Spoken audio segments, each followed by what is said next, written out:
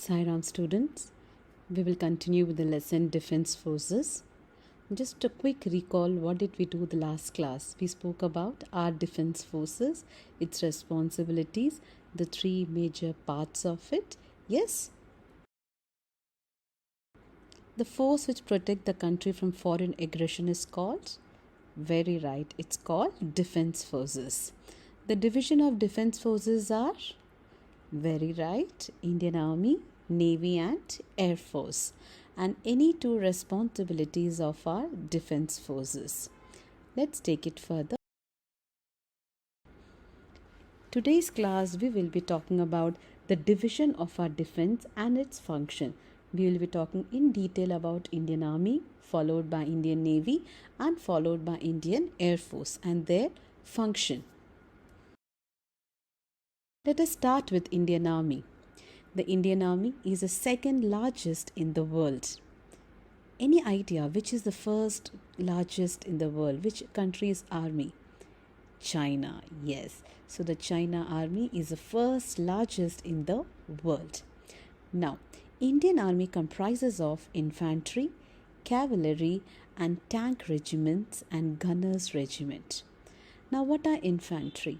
Infantries are the soldiers who are walking, that is the foot soldiers. What are cavalry? They are the warriors who fight on the horseback. So Indian army consists of infantry, cavalry, tank regiments which are called as armed corps and gunners regiment which is nothing but your artillery. Now a fact, there are close to 11 lakh soldiers and 9 lakh 60,000 reserve forces in the army. So you can imagine how much Indian army consists of. The head office is based at New Delhi.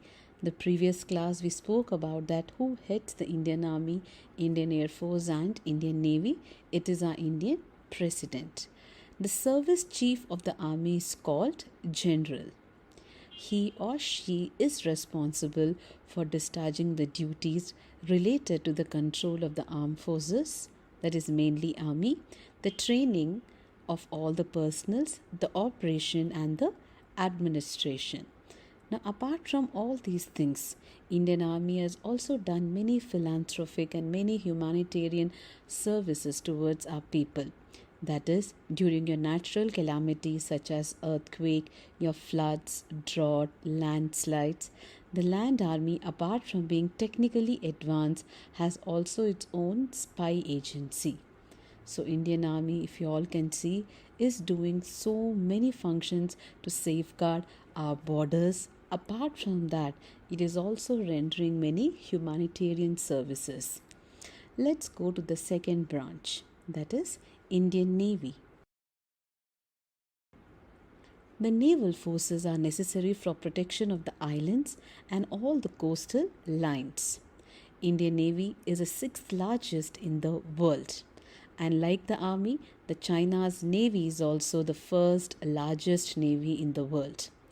Its service chief is called as Admiral. And you all can see the Indian Navy's emblem over there. Its headquarters is again situated in New Delhi. Indian Navy consists of advanced missile ships and submarines. I think submarines you all know. INS Vibhuti, INS Godavari are the prominent one. INS Virat and INS Vikramaditya are well equipped with fighter aircrafts. The naval base of the Indian Navy is situated in Karwar. Where does Karwar comes? It is a city in Karnataka in the Uttar Kannada district, which is called as the Sea Bird. Is that clear?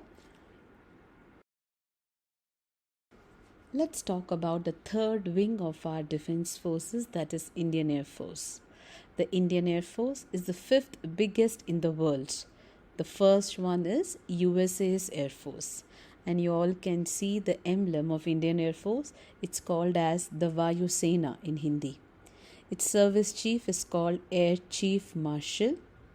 For the administrative convenience, the Indian Air Force is divided into 5 commanding stations across India. The command stations at Bangalore, Hyderabad, Dindigul, which comes in Tamil Nadu, have important training centers. And just like the Army and the Navy, the headquarters of Indian Air Force is also at New Delhi. Let us see what they do.